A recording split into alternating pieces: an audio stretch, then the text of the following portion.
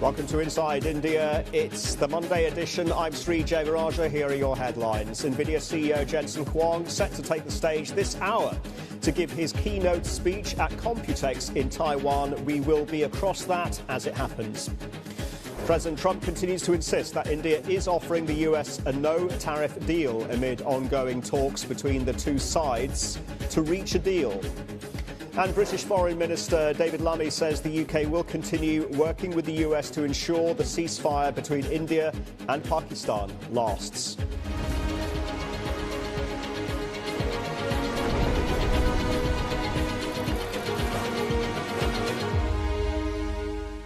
Welcome to the programme, everybody. 45 minutes to go until we get some clarity on what happens in the Indian markets. In terms of GIFT Nifty futures, they are indicating an opening number in the region of around 25,000. So 25,000 is going to hold. So compared to where we left off on Friday, we are looking at just a very meek upside for the broader market. Let's give you the dollar-rupee exchange rate, 85.4810.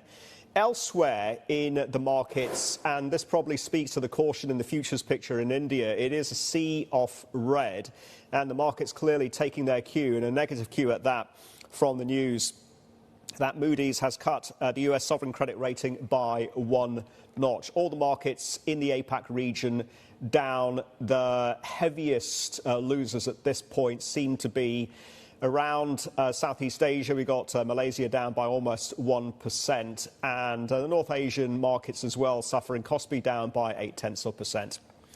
Let's give you the US dollar after that action by Moody's. As we mentioned, ratings agency Moody's cut America's AAA credit rating by one notch to AA1 with a stable outlook, citing the country's high budget burden.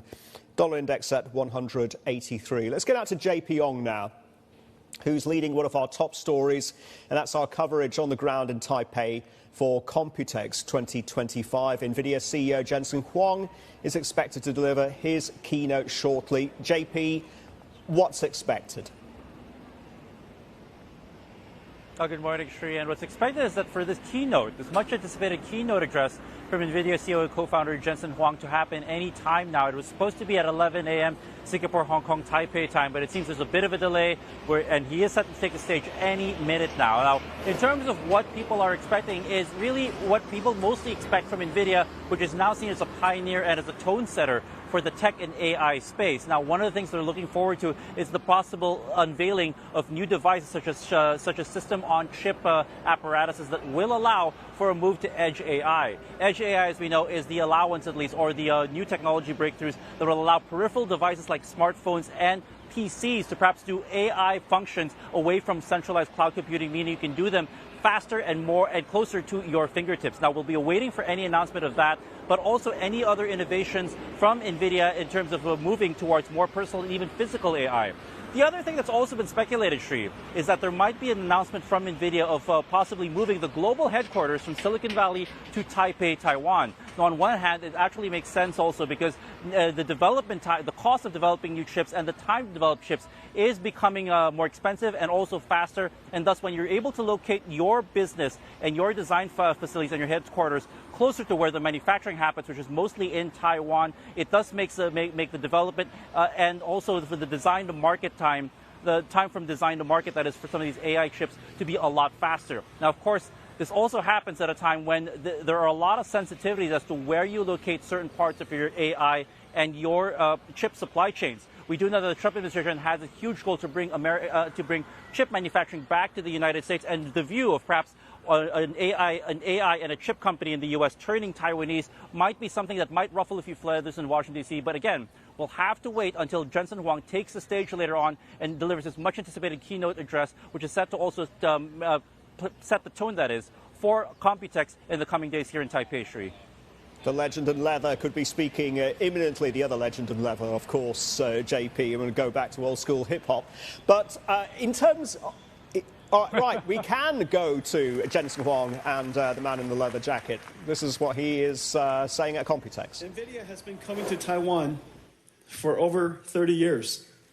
This is the home of many of our treasured partners, and dear friends. Over the years, you have seen Nvidia grow up and seen us accomplish many exciting things and have been partnered with me all along the way. Today, we're going to talk about where we are in the industry, where we're going to go,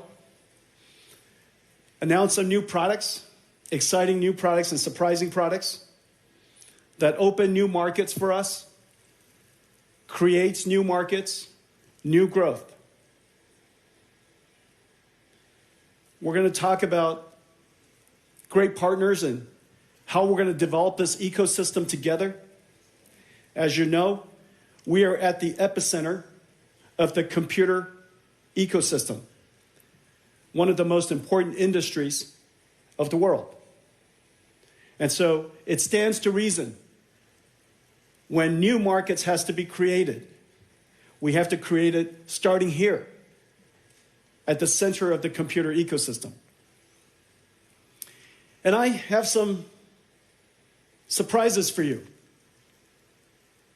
things that you probably wouldn't have guessed. And then, of course, I promise I'll talk about AI. And we'll talk about robotics. The Nvidia story is the reinvention of the computer industry. In fact, the Nvidia story is also the reinvention of our company. As I said, I've been coming here for 30 years.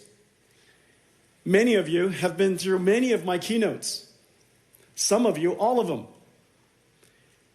And just as you reflect on the conversation, the things we talked about in the last 30 years, how dramatically changed. We started out as a chip company with a goal of creating a new computing platform. And in 2006, we introduced CUDA, which has revolutionized how computing is done. In 2016, 10 years later, we realized that a new computing approach has arrived. And this new computing approach requires a reinvention of every single layer of the technology stack. The processor is new. The software stack is new. It stands to reason the system is new. And so we invented a new system that on the day I announced it at GTC 2006, no one understood what I was talking about and nobody gave me a PO. That system was called DGX-1. DGX-1, I donated the first one to a nonprofit company called OpenAI. And it started the AI revolution. Years later, we realized that in fact, this new way of doing software, which is now called artificial intelligence, is unlike traditional ways of running software. Whereas many applications ran on a few processors in a large data center, we call that hyperscale. This new type of application requires many processors working together, serving queries for millions of people. And that data center would be architected fundamentally different. We realized there were two types of networks. One for north-south, because you still have to control the storage, you still have to have a control plane, you still have to connect to the outside. But the most important network was going to be east-west. The computers talking to each other to try to solve a problem. We recognized the best networking company in east-west traffic for high-performance computing, large-scale distributed processing, a company that was very dear to our company and very close to our heart, a company called Mellanox, and we bought them 5 years ago, 2019. We converted an entire data center into one computing unit. And you heard me say before, the modern computer is an entire data center. The data center is a unit of computing. No longer just a PC, no longer just a server, the entire data center is running one job. And the operating system would change. NVIDIA's data center journey is now very well known. Over the last 3 years, you've seen some of the ideas that we're shaping and how we are starting to see our company differently. No company in history, surely no technology company in history, has ever revealed a roadmap for 5 years at a time. No one would tell you what is coming next. They keep it as a secret, extremely confidential. However, we realized that NVIDIA is not a technology company only anymore. In fact, we are an essential infrastructure company. And how can you plan your infrastructure, your land, your shell, your power, your electricity, all of the necessary financing around all over the world? How would you possibly do that if you didn't understand what I was going to make? And so we described our company's roadmap in fair detail, enough detail that everybody in the world can go off and start building data centers. We realize now we are an AI infrastructure company. An infrastructure company that's essential. Jensen Huang there, Nvidia CEO, addressing the Computex show there in Taipei Live. We're going to continue to dip into that. In the meantime, let's bring in Ray Wang, Principal Analyst, Founder and Chairman at Constellation Research. Ray, great to have you on the program.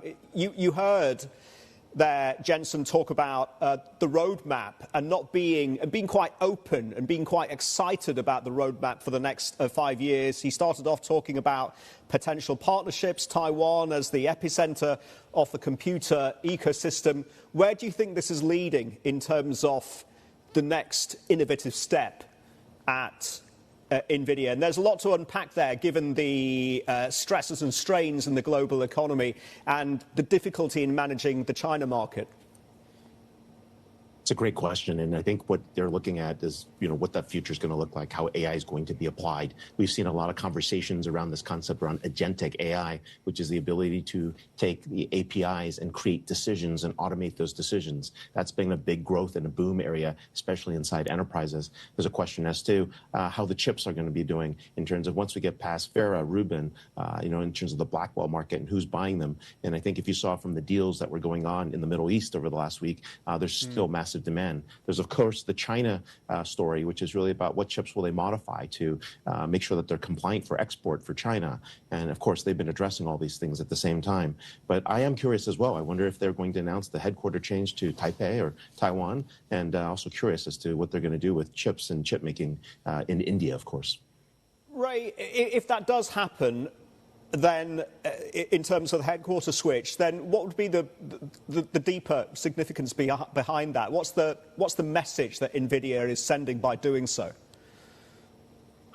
Well, what they're doing if they actually move NVIDIA to Taiwan is basically saying they're no longer an American company. And that may create some issues in terms of global export compliance, or it may help them with global export compliance. And second of all, if NVIDIA does move to Taipei or Taiwan in general, what that would also give them is it's a protective barrier for the Taiwanese government for attacks from China. So it's an interesting move if that is truly where they're going to head. Taiwan, Jensen started off by describing Taiwan as the epicenter of the computer ecosystem, and then he went on to describe NVIDIA as an essential infrastructure, not a technology company, but an infrastructure company. If they do decide to make that move to Taiwan, Ray, then does that give them a better springboard to pursue their geographic strategy? We've already heard about NVIDIA in Saudi Arabia and the Humane deal. We are well aware in India that they're looking to double down in that market. China has proven to be quite challenging. Huge growth prospects in Southeast Asia, of course. Does that move enable them to expand further? The move actually helps them with China export and export controls. I think that's really the main issue there. I don't know if it helps them in any other way than that. The deals that were signed in the Middle East were really based on the fact that Nvidia was an American company. So I think there'll be a lot of backlash if they were to move. So it'll be interesting to see what the U.S. president will say if that truly happens that way. And then, of course, I mean, it's not like there's other competition in the space for these types of chips. So it would be walking a very fine line and a very interesting tightrope in terms of geopolitics. Ray, and India is too big a market for Nvidia to ignore. It's definitely. And India's chip-making ambitions is real. There's opportunities for chip design in India. There's opportunities to build customized chips. A lot needs to be set up to be able to make that supply chain work. But India's IT minister, Ashwani Vaishnaw, wants to actually build chips by 2025. It could take 3 to 5 years, but it is a big bet. And it's something that they definitely should be looking. And there's already been over $1 billion in investment in India, especially on the AI mission. You've said, Ray, opportunities for chip design in India would focus on customized chips, but a lot needs to be set up. And as you said there, the Indian IT minister is targeting the end of 2025 for India's first indigenous semiconductor chip. Is that achievable still? We're running out of time, aren't we? Or does India need more runway? Oh, they're definitely going to need a little bit more runway, but you can always count on Jagat innovation, the cleverness and the ability to work with scarce resources to deliver something innovative, something India's always been able to do. If you look at the space program, it's running 1/10 the cost of SpaceX, 1/100th the cost of NASA. There's definitely ways to get around that, but there is some infrastructure that's required. The way the fabs work, the supply chains, the way you handle water, the power supply continuity and the business resiliency, all those things have to be in place for chips to be manufactured, especially the precision level of today's chips. I've got to say, though, Ray, as an observer, progress has been stop-start in terms of building out the AI infrastructure within India. Adani paused discussions with Israel's Tower Semiconductor. Then Foxconn, that proposed $19.5 billion JV with Vedanta, that collapsed. And most recently, however, the JV semiconductor plant with HCL and Foxconn, that got the go-ahead. What does this tell you, and where do you think India ultimately is heading with its ambitions, just in terms of the commitments that it's got, and then perhaps have been set aside and paused? India has the opportunity to become a precision manufacturing powerhouse, but it has to put the basic steps in to be there. And those basic steps are power continuity, the ability to drive down the cost of power. That's probably the first thing. You're competing around the world for 6 to 7 cents per kilowatt hour or less. That has to be there at a constant state. The other piece that's important is really the supply chain and the network of that Foxconn normally brings to a market. They've got to bring those same skill sets. You've seen how hard it is, even in the U.S., to build a plant in Scottsdale or Phoenix in that area. It's not an easy thing to do. And for whatever reason, the Koreans and the Taiwanese and the Chinese are the ones that have figured out how to do it. But it is not easy. Certainly isn't. And then there's the politics as well, and the trade war, which we have a truce of sorts. President Trump has made it clear that he didn't want Apple building more iPhone manufacturing in India. So even if Nvidia did make a commercial decision to double down in the country, would the current environment and US tariff policy be a deal breaker for Nvidia trying to do so? Not necessarily so. I think the chips made in India would go to different geographic locations, and the chips that were coming from Taiwan, it would really depend on arbitrage in terms of what the tariff rates are going to be. If it's just 10% to get into the U.S. Across the board, then you'll have a different type of approach. We still haven't seen what's coming from the Taiwan trade deal yet. We haven't heard back. Those trade deals are still being discussed. So I believe that you'll see something that will manage the loopholes that might occur putting chips through India as putting chips through Taiwan as well. See Jensen there showing off some interesting products. It's already got a strong demographic dividend, India, but what more does India needs to do, Ray, in terms of making the regulatory, the taxation, the investment environment more conducive for multinationals like Nvidia to expand? Well, it's a long-term investment in the hardware chip ecosystem. It's a long-term investment in lithography. It's a long-term investment in chip design. That all has to be in place. So that's really the part that has to be there. So, and I think there are three things that, we have to understand. Intelligence is doubling every 7 months. And so the ability to have high capacity data centers is going to be needed. And so the data center capacity is not necessarily enough yet in India. You're going to have to keep building more data centers. Power was the other one that we talked about. But I think the third thing is training the talent to be able to actually work on the hardware. Exactly, Ray. I'm so glad you mentioned that, because India is producing no shortage of talented programmers, designers and engineers, potentially the next Sundars or Satyas. But is India losing that top tech talent to Silicon Valley and elsewhere? And what then can be done to reverse that brain drain? I actually think India is not losing that talent. In fact, what's actually happening is we see the rise of GCCs. A GCC is being built every 4 days in India. These global company centers are bringing talent in the U.S. back into India. So if you were an individual that is in their mid-50s, you came to the U.S. on an H-1B visa, you succeeded, your kids have graduated, you've paid off your home, and you get an offer to come back to India and make U.S. salary for the next 3 to 4 years, you're definitely not saying yes. It's an opportunity to come back. It's an opportunity to take care of your elder parents, and it's an opportunity to contribute to the Indian economy. And so we see a good number of talent heading back to India at this moment. Thanks for that, Ray. And how promising is India's IT and AI startup ecosystem? And do you see founders there innovating beyond IT services and e-commerce and really pushing the boundaries now into advanced manufacturing?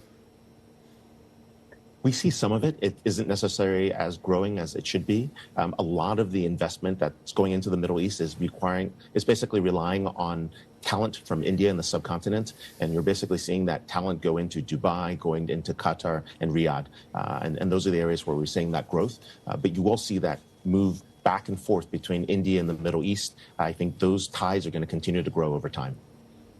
Ray, just a final question on the global AI race, and let's bring in China here. Do you feel that DeepSeek really underscored how China is arguably leaps ahead in the AI race and is innovating at a faster pace than originally thought? Or are AI chips reportedly slipping through the net and reaching China illegally? I know that Jensen had to address this. And when then will India achieve quite possibly a similar Sputnik breakthrough moment in the manufacturing of semiconductor chips and really moving up the advanced manufacturing ladder? Three great questions. First of all, the chips are definitely slipping through Singapore and the Middle East. We've been seeing that. I think CFIUS and other U.S. bodies have determined that's kind of where the supply chains are leaking through. The second piece, though, is DeepSeek isn't necessarily more innovative. What they're solving is a different problem. And that distillation that they're doing is something that U.S. AI companies can do as well. But there is something that was interesting is, are we solving for the wrong problem, artificial general intelligence, or are we solving for smaller problems about automation and decision automation? And that is a great question. China is solving the smaller problems that are much more pragmatic and practical. And I think there's something we can learn on the West to be able to do that. The third piece really is a little bit different. If we think about where this global battle is going to head, I think you're going to see that it comes down to power. China can operate 2 cents per kilowatt hour. That's 1,000 gigawatts of coal-fired plants. We're talking about 700 to 900 gigawatts, 100 megawatt small modular reactors a year. They basically have their energy costs in control. No one can compete if their energy costs are 3 times, 4 times, 5x of China. And so the world has to get their energy costs down before they can play. That's a great point, Ray. And a lot of these data centers collectively take up the power that's equivalent to many towns or cities. So that has direct implications on energy usage and the competition for energy. Ray, we'll leave it there. So always a great conversation. Thank you. Ray Wang there of Constellation Research. Get back to the chip story soon. In the meantime, China's latest activity indicators showing some slowdown. Emily Tan joins us now from Hong Kong with the details. Em. Thanks a lot, Sri. And we are looking at China's economic data and the impact from the tariff war with the United States, and showing a little bit of a softening when it comes to the trio of monthly activity indicators. Retail sales for April 5.1%. That's slowing from the 5.9% growth that we had in the previous month. Industrial production was 6.1% on year, slowing from the 7.7% increase in the previous month. But this did exceed expectations. Fixed asset investment for the first 4 months of the year at 4%, but that is down from the 4.2% increase in the previous month. We also saw urban unemployment rate that at 5.1%, easing or slowing from the 5.2% in the previous month. The April economic data has showed the impact of Trump's tariffs. When we talk about exports, that has slowed. Although there was some rerouting in the latest reading, we're seeing that deflation is persisting and that bank lending tumbled in the month of April. The Statistics Bureau in the latest press conference this morning said that the international environment is still complex and severe, that domestic cyclical and structural contradictions are now intertwined. There are many favorable conditions for sustained economic recovery. The external impact, they say, has increased, and the trend of economic recovery, though, did not change. So with that, we are looking at the Chinese government, of course, still maintaining that they can hit the full-year economic growth target of around 5% GDP growth. Having said that, authorities earlier in the month announced a package of stimulus measures, interest rate cuts, as well as injections of liquidity into the market. But that happened before the trade de-escalation. If you're wondering when the next set of stimulus could come through, there is a Politburo meeting in July, and brokerages, analysts are pointing to that as the next milestone, or the next, of course, what do we call that?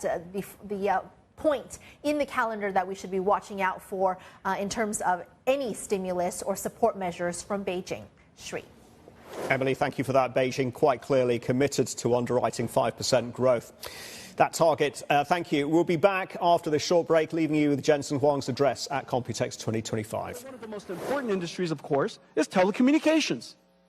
Just as the world's cloud data centers have now become software-defined, it stands to reason that telecommunication should also be software-defined. And so that's the reason why we've taken now some 6 years to refine and optimize a fully accelerated radio access network, RAN stack, that does incredible performance. For data rate per megawatt, or data rate per watt, we are now on par with the state-of-the-art ASICs. And so once we could do that, once we could achieve that level of performance and functionality, then after that we can layer on top AI. And so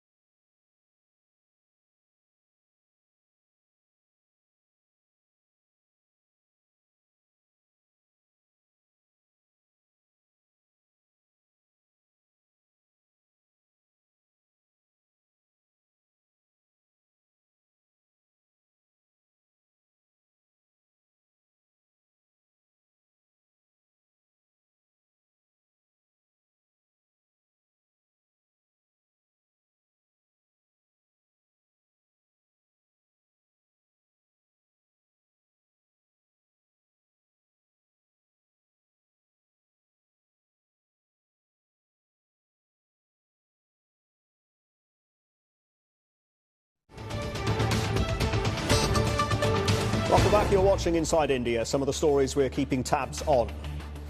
Former US President Joe Biden has been diagnosed with an aggressive form of prostate cancer that has spread to his bones. This comes after scrutiny over his health during his presidency, and it has prompted an outpouring of support from politicians, including President Donald Trump. His family is now reviewing treatment options with doctors. Russia launched its largest drone attack on Ukraine since the war began, firing 273 drones and killing at least one person. The attack came a day before US President Donald Trump plans to speak with Vladimir Putin about ending the war. Russian and Ukrainian officials failed to reach a breakthrough in their first face-to-face talks since 2022 in Turkey. And at least 17 people have died in a fire that broke out in a building in Hyderabad. Officials say a short circuit may have caused the fire, which spread quickly from the ground floor. Prime Minister Narendra Modi has expressed grief and announced compensation for the victims' families. And we are counting down to the market open in India. This is how we are shaping up, and some caution expected in the Indian markets, judging by the shape of the futures picture. GIFT Nifty futures signalling an opening in the region of 25,059. So that's practically unchanged from where the market left off on Friday. Dollar rupee exchange rate 85.4940. Indian forex reserves hit a 7-month high, rising by $4.5 billion to a total of over $690 billion as of May the 9th. On the trade front, an Indian delegation is currently in Washington to negotiate a trade deal. The talks that started over the weekend are expected to end tomorrow. Amid those ongoing negotiations, President Trump, in an interview with Fox News, reiterated that India has offered to cut 100% of tariffs for the United States. He also said that a trade deal with India, quote, will come soon. Trump also said that his administration will set tariffs on trading partners and nations in the next 2 to 3 weeks, and the partners will get letters on the effective tariff rates. U.S. Treasury Secretary Scott Bessent was on NBC's Meet the Press and was asked if this meant trade negotiations were over. It means that they're not negotiating in good faith. They are going to get a letter saying, here is the rate. So I would expect that everyone would come and negotiate in good faith. You expect that rate, though, that you would slap on any country that you think is not negotiating in good faith to be above 10%? Well, I think that it would be the April 2nd level. Some countries were at 10%, some were substantially higher. And the negotiating leverage that President Trump is talking about here is if you don't want to negotiate, then it will spring back to the April 2nd level. Let's bring in our next guest now. Pradeep S. Mehta is Secretary General of Consumer Unity and Trust Society International and joins me now. Welcome to the program, sir.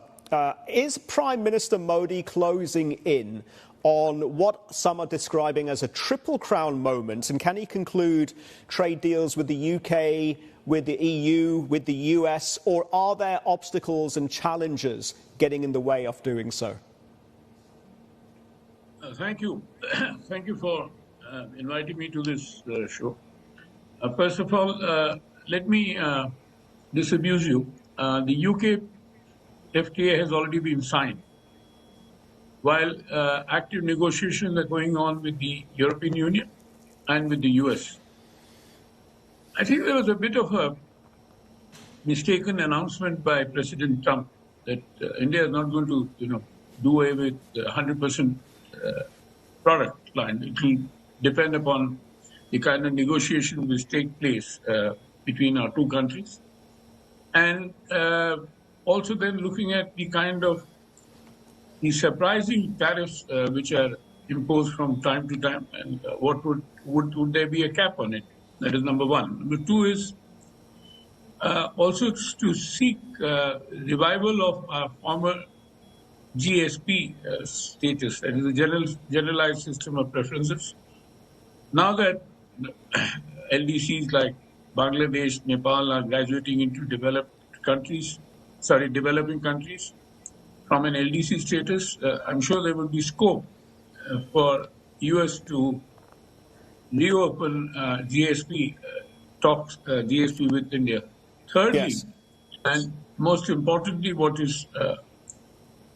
we have achieved in the context of Indo-UK Free Trade Agreement is what is called a totalization agreement, which is that social security benefits which are deducted from our workers who have worked there on a temporary basis should be refunded to them rather than be retained in the country. And in the case of US, the amount translates into about $8 billion. It's quite a huge amount.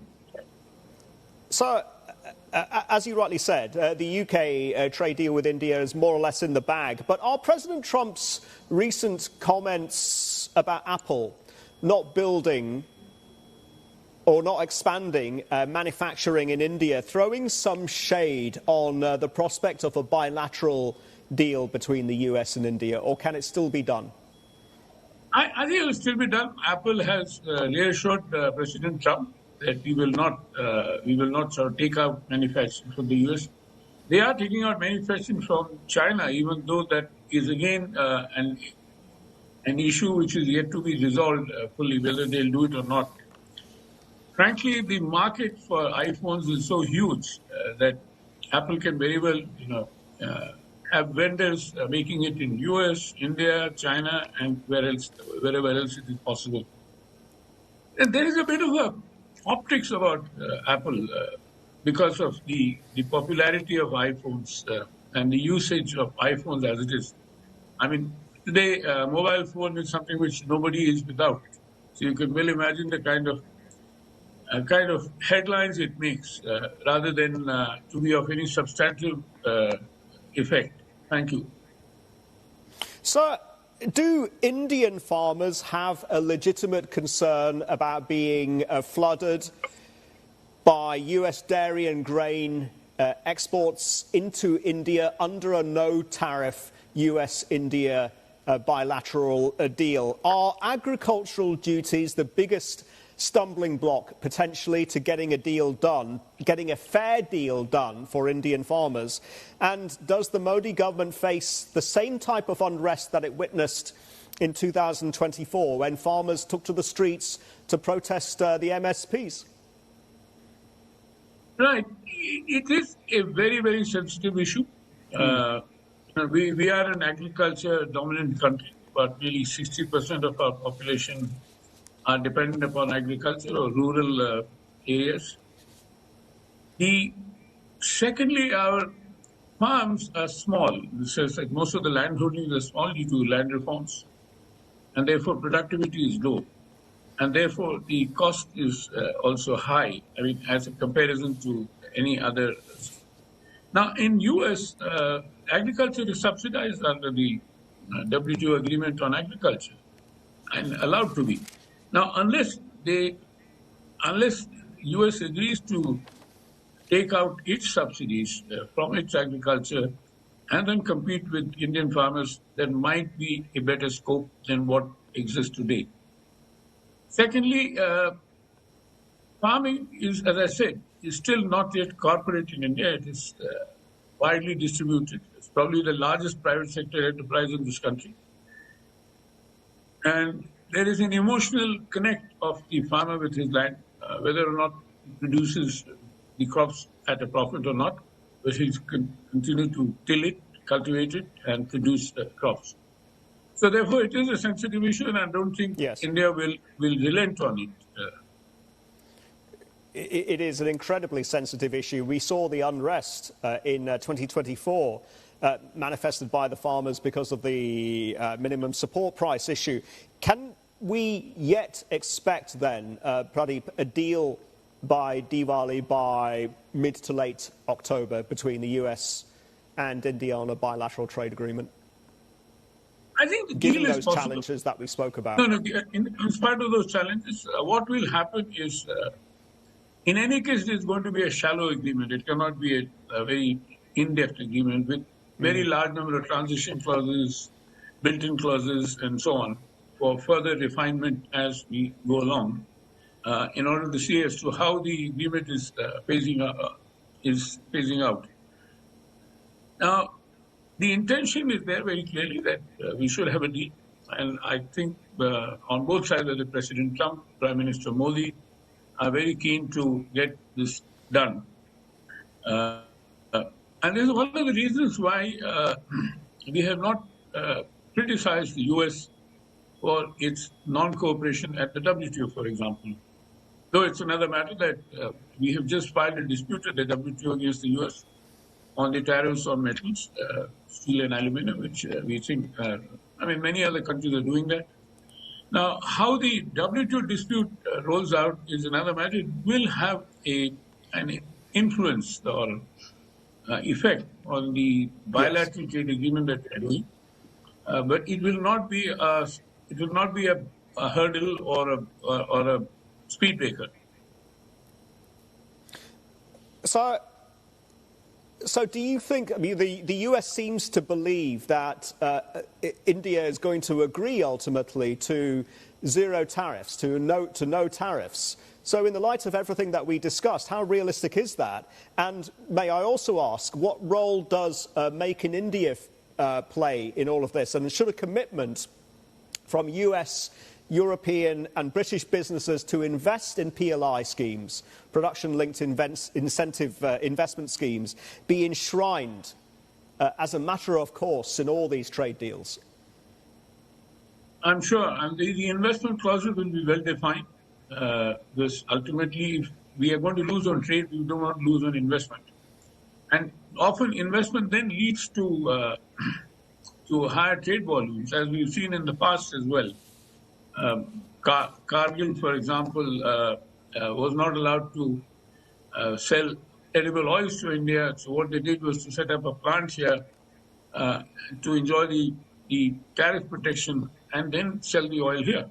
So there are examples like this, which is investment-led trade or trade-led investment, which can occur. And I'm sure many of these things actually they happen not as a part of the agreement, insofar as the agreement allows an enabling situation, enabling condition for these kind of deals to flourish. We are very keen, as it is, US is the biggest investor in India, both directly as well as via Singapore and Mauritius. And therefore, we do not see any reason why the US investment will go down. It will probably go up. And as you rightly said, Sri, about the PLI scheme that India is offering in order to focus investments and focus production on competitive goods will certainly help. And see, the important thing is there is a very big debate in India on raising our manufacturing. Yes. Currently, it is about 15% of the GDP, and it has been hanging around there for several years. The manufacturing will help us to create more jobs, and particularly our thrust with the US will be also on labor-intensive sectors like shoes, leather goods, and so on, and light engineering goods, which are labor-intensive. That can help us to create more jobs, as well as that can help us to sign a deal which will be of benefit to most of the Indian population. Indeed. And one would hope that these trade deals supercharge the entry of companies like Apple and Tesla and others, so that India can move up that value chain of advanced manufacturing. So we have to leave it there. Thank you very much indeed for your insights and for joining me on my programme. Pradeep Esmita there of Consumer Unity and Trust Society International. Quick check on the oil markets now. This is how we are trading. Both the global indicators, WTI and Brent crude, at 62.30 and 65.18 respectively. Some weakness there. And on Access Middle East today, Dan Murphy is out and about on an oil rig, no less. He's setting up at the Lulu offshore oil rig off the coast of Abu Dhabi. Dan, tell us the importance of this particular location and what's lined up on the programme today. I'm looking forward to joining you. And you as well, Sri. Good morning to you. Well, we're coming to you live today from what is one of the most important offshore pieces of energy infrastructure in the entire region. Welcome on board. This is the Lulu oil rig. We're about 40 kilometers off the coast of Abu Dhabi, and as we speak, this rig is producing tens of thousands of barrels of oil per day, feeding the global markets and powering the UAE economy. But what you might not know is that almost all of everything you see here was built in the Emirates. And as Make It in the Emirates kicks off today, this major national initiative to onshore domestic manufacturing, build out UAE supply chains, and ultimately ensure resilience for the local economy, we're going to be taking a deep dive into not just the rig itself, but also take you to exactly where Lulu was made. And of course, hot off the heels of President Donald Trump's visit to the region last week as well, we're going to be talking about the major investments happening in the energy space as well. I'm also very pleased to say that we'll be speaking live with Taiba El-Hashimi. She's the CEO of ADNOC Onshore. She's going to be joining us, ADNOC Offshore, I'm sorry. She'll be joining us live to unpack all of those mega deals and also why this piece of infrastructure is so important for the UAE economy and the global markets as well. Sri, looking forward for you to join as well. As am I, Dan. I wish I was with you on board that rig. Thank you very much indeed for that, Dan Murphy. We'll look forward to catching up with him later on in Access Middle East. Right, the International Monetary Fund has toughened its funding programme requirements for Pakistan. The IMF has now added 11 new conditions, including parliamentary budget approvals and publishing a governance action plan. It also flagged rising tensions with neighbour India and how that could affect the bailout programme. India, meanwhile, urged the global lender again to review the usage of its latest $1 billion funding to Pakistan and refrain from further assistance. All of this comes as India and Pakistan reached a ceasefire agreement after the military conflict. British Foreign Minister David Lammy was on a two-day visit to Islamabad. The two sides discussed bilateral cooperation. According to the Interior Ministry of Pakistan, during his visit, Lammy said that the UK is working with the US to help the ceasefire last.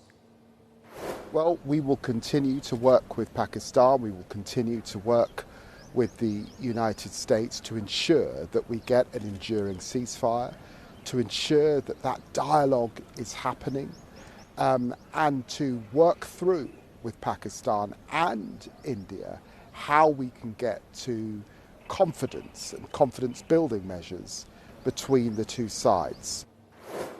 Lammy also said that the UK is urging both sides to meet their treaty obligations as per international law. This after India suspended the key Indus Water Treaty with Pakistan. Now reports suggest India is considering projects to reduce the water flow to Pakistan. Reuters is reporting New Delhi is mulling an expansion of a canal on the Chenab River from which it's only allowed to draw a limited amount of water, but it could take years to build. Both countries share water from 6 rivers in the Indus water system. In the meantime, the Indian Premier League resumed after a halt due to the India-Pakistan tensions. Fans returned to the stadiums on Saturday. The biggest cricket league in the country was paused for 10 days and will now see new finale dates. Indian markets just joined the trading day. We will check in on some of the movers in Mumbai after this short break. Back in 2 minutes.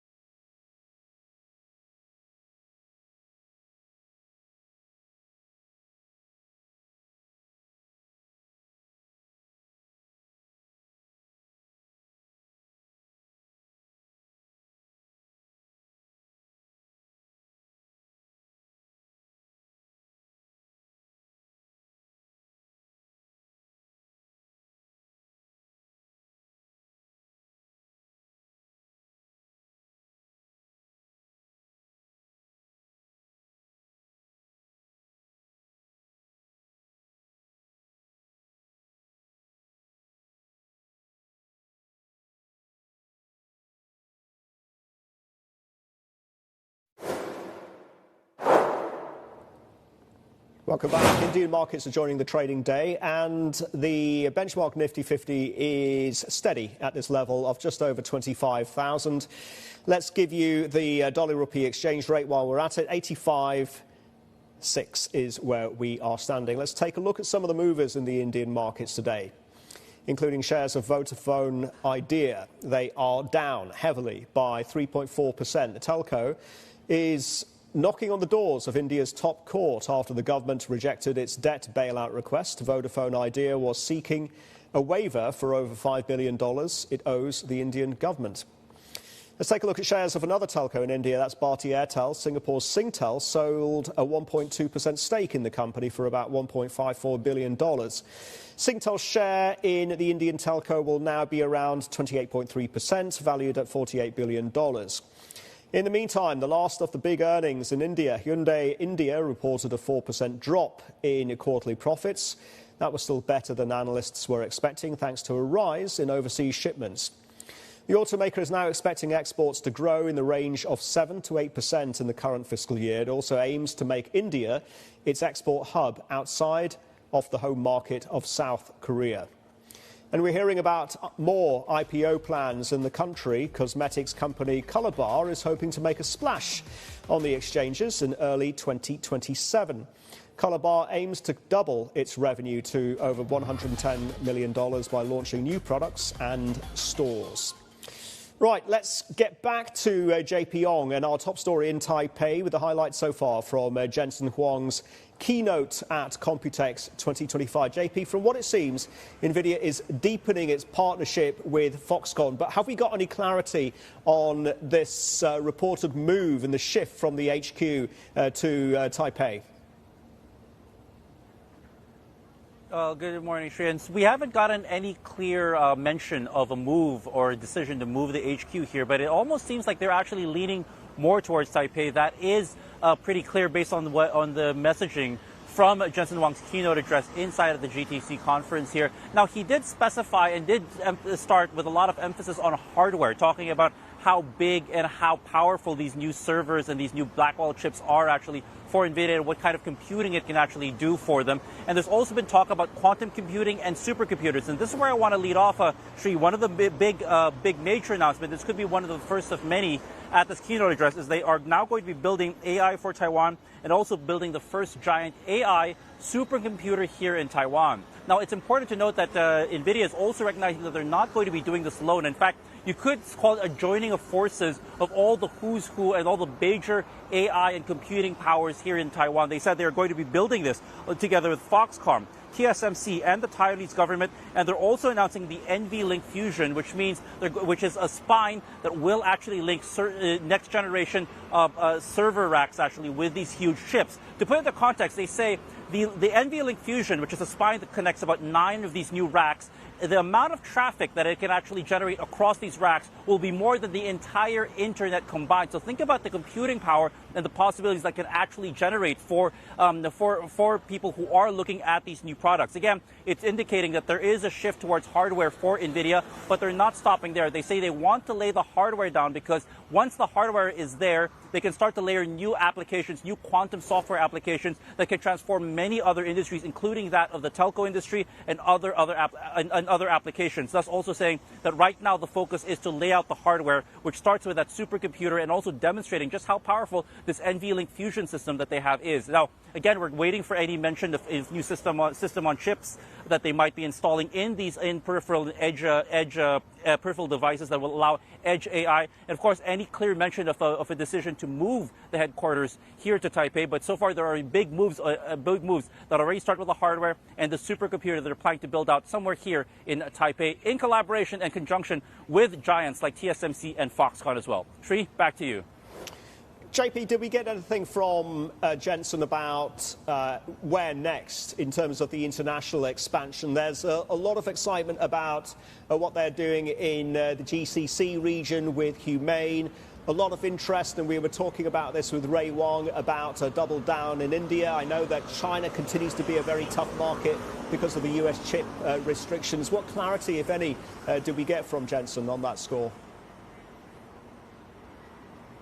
Well, at the keynote itself that we're listening to right now, we haven't gotten that yet. But again, he's somewhere halfway into the keynote, so it could be mentioned sometime in the coming minutes or within the next hour, actually. But as we know, there has been a push right now to help collaborate and establish new data centers in different places, such as the United States, such as the Middle East, and also in India and other countries. But again, there's going to be a lot of sensitivities around this and geopolitical sensitivities, particularly with China, which is one of their most important markets, especially with this trade friction that's turning to tech friction between the United States and China. How NVIDIA manages that and navigates that will be a challenge for them as they roll out this ambitious expansion plan, Sri.